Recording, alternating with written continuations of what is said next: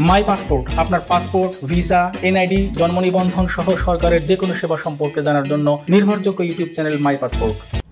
সুপ্রিয় দর্শক, আসসালামু আলাইকুম। ইউটিউব চ্যানেল মাই পাসপোর্টের পক্ষ থেকে শুভেচ্ছা নেবেন। আশা করি আপনারা সবাই ভালো আছেন।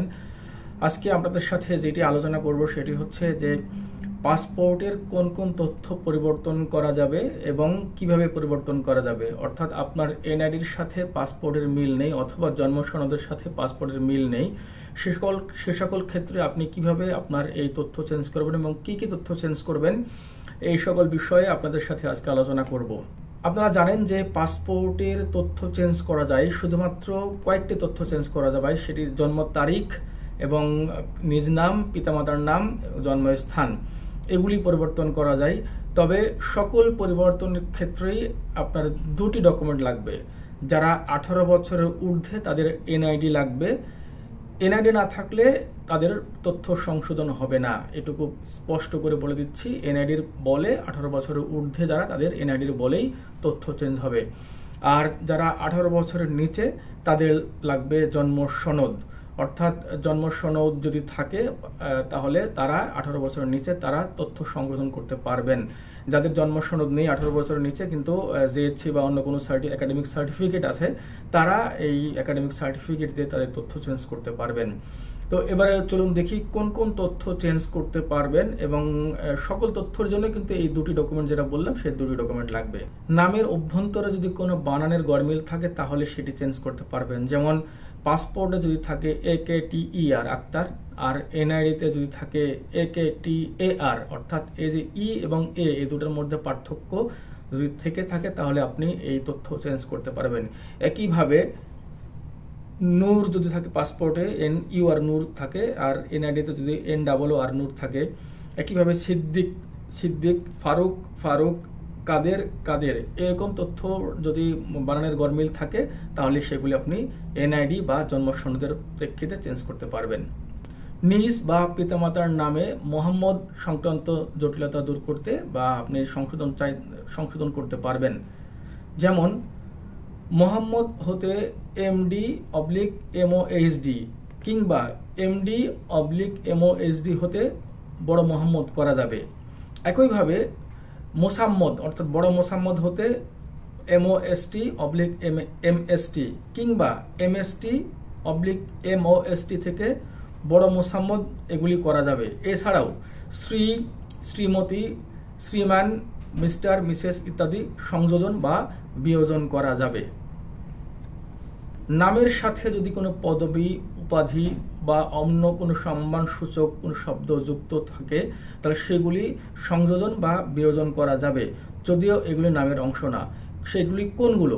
বীর মুক্তিযোদ্ধা, professor, engineer, journalist, doctor, major, director, advocate, barrister, আলহাজ, মাওলানা, হাজি, mister, missus, miss, PhD, PSc, NDC, PPM, late ইত্যাদি। এগুলো চাইলে আপনি সংশোধন করতে পারেন, অর্থাৎ আপনি চাইলে এনআইডি মোতাবেক চাইলে রাখতে পারেন অথবা এগুলি বাদ দিতে পারেন। যদি এনআইডিতে উল্লেখ থাকে তাহলে সেগুলি আপনি নিতে পারেন।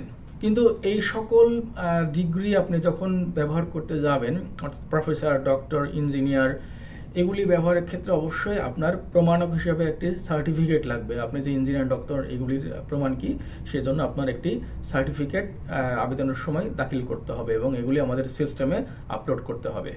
নিজ পিতামাতার নামের সংক্ষিপ্ত রূপ থেকে পূর্ণাঙ্গ রূপ অথবা পূর্ণাঙ্গ রূপ থেকে সংক্ষিপ্ত রূপ সংশোধন করা যাবে। যেমন AKM আব্দুল করিম হতে আবুল কালাম মোহাম্মদ আব্দুল করিম কিংবা আবুল কালাম মোহাম্মদ আব্দুল করিম হতে AKM আব্দুল করিম, এই সকল পরিবর্তন করা যাবে।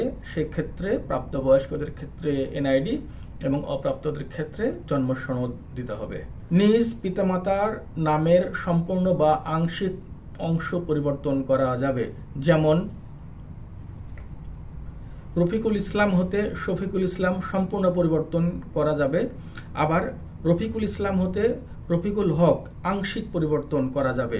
এখানে দেখুন যে ইসলাম থেকে হক হচ্ছে, আর ওখানে রফিকুল ইসলাম থেকে শফিকুল ইসলাম হচ্ছে। তো এরকম পরিবর্তন করা যাবে। তবে আবারও এনআইডি অপ্রাপ্তবয়স্কদের ক্ষেত্রে জন্ম সনদ দিতে হবে। তবে একটা বিষয় বলে রাখি, যদি নামের কোনো মৌলিক পরিবর্তন হয়, অর্থাৎ এক নাম থেকে আরেকটি নাম যেতে হয়, সেক্ষেত্রে বাংলাদেশ থেকে পুলিশ ক্লিয়ারেন্স সার্টিফিকেট নিতে হয়। যদি আপনারা নিজ উদ্যোগে নিতে পারেন তাহলে ভালো, আর না হলে আমাদের এখানে আবেদনের পূর্বে আমাদেরকে সেটি সংগ্রহ করতে হবে। আগে সংগ্রহ করে যদি আবেদনের সাথে দেওয়া যায় তাহলে কাজটি দ্রুত হবে। শুধুমাত্র মূল নাম পরিবর্তনের ক্ষেত্রে এক নাম থেকে আরেক নামে যাচ্ছেন, সেটা নিজের নাম হোক, পিতামাতার নাম হোক, বা এই তিনটির ক্ষেত্রে অবশ্যই পুলিশ ক্লিয়ারেন্স সার্টিফিকেট নিতে হবে। গিভেন নেম বা সারনেম রিয়ান্স করার ক্ষেত্রে অনেকে আছেন গিভেন নেম এবং সারনেম পরিবর্তন চান, অর্থাৎ যদি এনআইডিতে গিভেন নেম থাকে করিম আর সারনেম থাকে রহিম, ঠিক আপনি এটি চেঞ্জ করে নিতে পারেন আপনার পাসপোর্টে। এক্ষেত্রে আপনার এনআইডি অনুযায়ী তথ্য চেঞ্জ করতে হবে। বয়স বা জন্ম তারিখ সংশোধনের ক্ষেত্রে এইটুকু করা যাবে, বয়স এবং জন্ম তারিখ সংশোধন করা যাবে। সেক্ষেত্রে আপনার এনআইডিতে যে বয়স বা জন্ম তারিখ রয়েছে সেটি অনুযায়ী করা যাবে। আর অপ্রাপ্তবয়স্ক হলে জন্ম সনদ দিয়ে করা যাবে বা একাডেমিক সার্টিফিকেট দিয়েও করা যাবে। জন্মস্থান পরিবর্তন করা যাবে, এবং এখানে যেগুলো দেখলেন যে এই সকল পরিবর্তনগুলো খুব নির্দ্বিধায় করা যাবে। তবে পরিবর্তনের ক্ষেত্রে আপনি যারা বিদেশে থাকেন তারা আসলে সংশ্লিষ্ট দেশের বিষয়টি বিবেচনা নেবেন, অর্থাৎ আপনার এই পরিবর্তন করলে পরবর্তীতে সংশ্লিষ্ট দেশের ভিসা বা ওয়ার্ক পারমিট বা কফিল যেগুলি বলেন না কেন যে নামে, সেগুলি পেতে সমস্যা হবে কিনা এই সকল বিষয়গুলো আগে সংশ্লিষ্ট দেশের মিনিস্ট্রিতে যাচাই করে নেবেন এবং পূর্বের অভিজ্ঞতা যাচাই করে নেবেন। বা এগুলি পরিবর্তন করলে এর পরবর্তীতে আরও কোনো কী কাগজপত্র লাগতে পারে সেগুলি সংশ্লিষ্ট দেশের দূতাবাস অথবা মিনিস্ট্রি অফ ম্যান পাওয়ার থেকে জেনে নিতে পারেন। কারণ পরিবর্তন করলে অনেক সময় ইমিগ্রেশনে সেই পরিবর্তিত তথ্যটা থাকে না। এবং আপনাদেরকে বলবো যে আপনারা যেখানে ট্রাভেল করেন না কেন পুরাতন পাসপোর্ট এবং কারেন্ট পাসপোর্ট দুটির সঙ্গে রাখবেন, কারণ অনেক সময় তথ্য পরিবর্তন হলে অনেকে বুঝতে পারে না, তখন আপনার পুরাতন পাসপোর্ট দিয়ে বা আপনার যে এনআইডি আছে সেই এনআইডি দিয়েও আপনি আপনার ইমিগ্রেশন ক্রস করতে পারেন। তো এই বিষয়ে আর যদি কোনো পরামর্শ থাকে অবশ্যই আবার আপনাদেরকে জানাবো, বা নতুন কোনো সার্কুলার আসলে জানাবো। এই সার্কুলারটি হয়েছে বেসিক্যালি 8 সেপ্টেম্বর 2024 তারিখে ডিআইপি কর্তৃক এই সার্কুলারটি ইস্যু করা হয়েছে। এরপরে যদি আবার কোনো পরিবর্তন আসে আমি আপনাদেরকে জানিয়ে দেবো।